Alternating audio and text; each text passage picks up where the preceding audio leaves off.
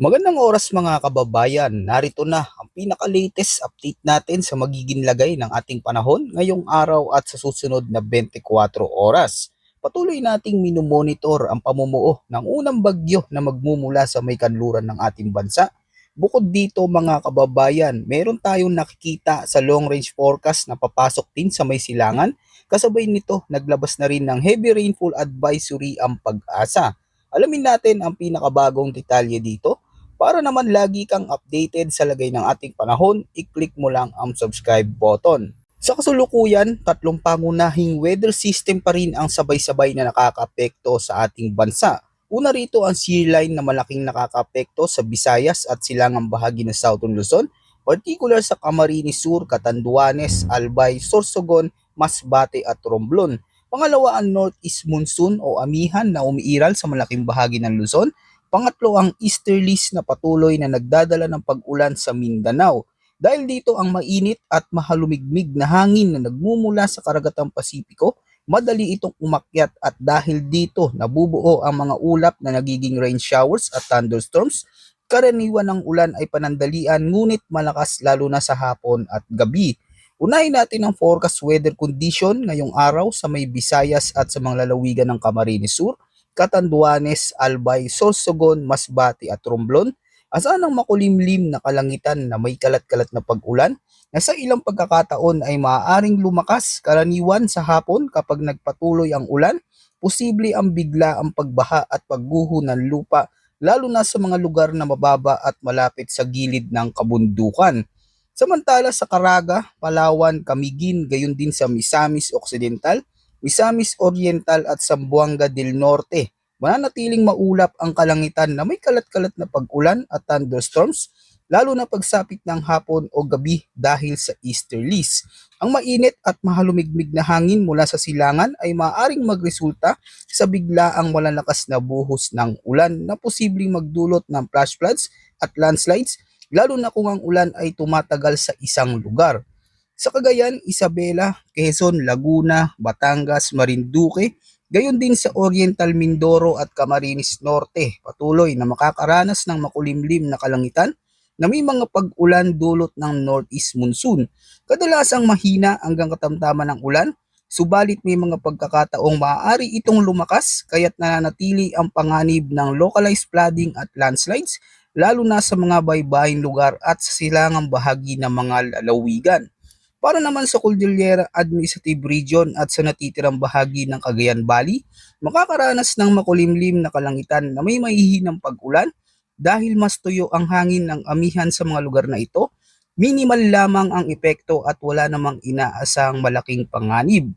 Para naman sa mga residente sa Metro Manila at sa natitirang bahagi ng Luzon, mararanasan ng bagyang maulap hanggang maulap na kalangitan na may isolated light rains. Ang mga pagulan na ito ay panandalian at hindi inaasang magdulot ng seryosong epekto sa pang-araw-araw na gawain. At sa natitirang bahagi ng Mindanao, inaasahan ng bagyang maulap hanggang maulap na kalangitan na may isolated rain showers o thunderstorms dulot ng easterlies. Bagamat kalat-kalat lamang, ang malalakas na thunderstorm cells ay maaari pa ring magdulot ng biglaang pagbaha at pagguho ng lupa kaya't hinihikayat ang publiko na manatiling alerto. Sa lagay at kondisyon naman ng hangin at karagatan, sa silangang bahagi ng Southern Luzon at Visayas, dito pinakaramdam ang malakas hanggang malabagyo na hangin mula sa northeast na may napakaalon na karagatan na maaaring umabot mula 2.8 hanggang 4.5 meters. Kaya't hindi ligtas para sa maliliit na bangka ang pumalaot dahil dito mahigpit ang paalala sa mga mangingisda at sea travelers na ipagpaliban muna ang paglalayag. Sa natitirang bahagi ng Luzon at Visayas, umiihip ang malakas na hangin mula northeast hanggang east na nagdudulot ng katamtaman hanggang sa maalon na kondisyon ng dagat na may taas ng alon na nasa pagitan ng 2.1 hanggang 4.0 meters. Kaya't kailangan pa rin ang ibayong pag-iingat lalo na sa mga sasakyang pandagat na maglalakbay sa open sea. Sa silangang bahagi ng Mindanao, patuloy ang pag-igting ng alon dulot ng malakas na hangin mula northeast hanggang north dahil dito inaasa ng katamtaman hanggang maalon na karagatan na may taas ng alon na maaring umabot sa 2.1 hanggang 3.5 meters. Bagamat minsan ay mas kalmado ang kondisyon, Mahalaga pa rin mag-ingat sa matataas na alon lalo na kung may kasamang thunderstorms. Ayon naman sa inilabas na heavy rainfall advisory ng Pag-asa ngayong araw, aabot sa 50 hanggang 100 millimeters na dami ng ulan sa mga lalawigan ng Albay, Sorsogon, Masbate, gayon din sa Eastern Samar, Northern Samar, Biliran, Leyte at Southern Leyte. Ang ganitong buhos ng ulan sa loob ng maikling panahon ay maaaring magdulot ng biglaang pagbaha, lalo na sa mga mababang lugar at pagguho ng lupa sa mga bulubundukin at landslide-prone areas. Pagsapit naman bukas ng araw ng Tuesday, January 6, lilipat ang mas matinding pag-ulan sa Camarines Norte, Camarines Sur, Catanduanes, Albay at Sorsogon, kung saan inaasahan pa rin ang 50 hanggang 100 mm na buhos ng ulan. Mahalagang tandaan ang mga epekto ng pag-ulan ay maaaring mas lumala sa ilang lugar dahil sa naunang pag-ulan o antecedent rainfall na nagpapalambot sa lupa at nagpapataas ng panganib ng landslide at pagbaha lalo na kung tuloy-tuloy ang ulan. Update naman tayo sa posibleng bagyo na magmumula sa timog kanlurang bahagi ng Palawan. Batay sa kasulukuyang guidance ng mga datos ng modelo, may namumuong maliit na sirkulasyon na namataan sa bahagi ng timog kanluran ng bansa malapit sa Sabah Corridor.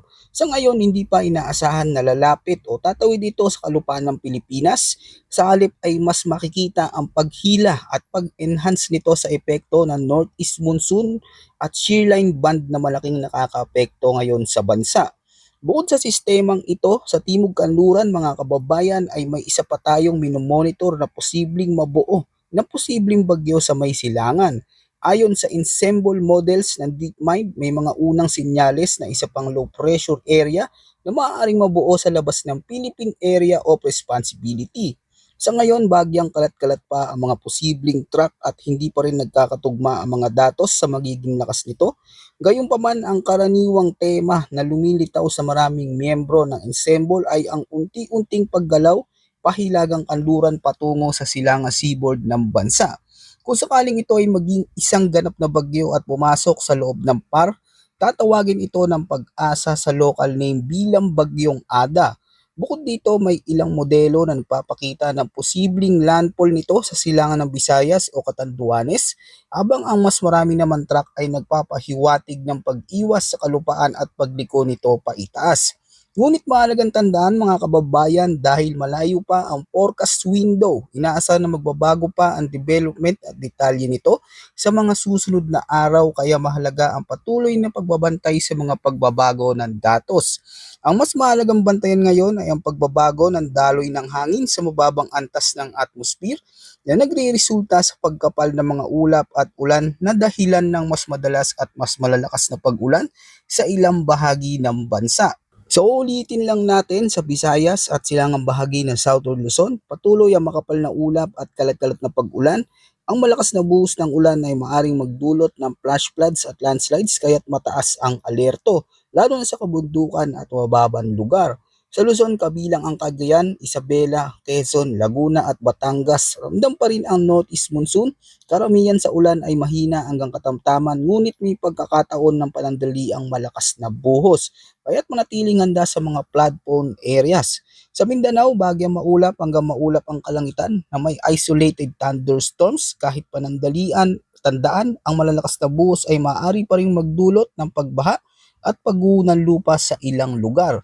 At para sa kaligtasan, makinig sa mga opisyal na advisories at abiso ng inyong lokal na pamahalaan at manatiling nakamonitor dito sa ating channel dahil patuloy kaming maghahatid ng pinakabagong update tungkol sa lagay ng ating panahon at huwag kalimutang mag-ingat.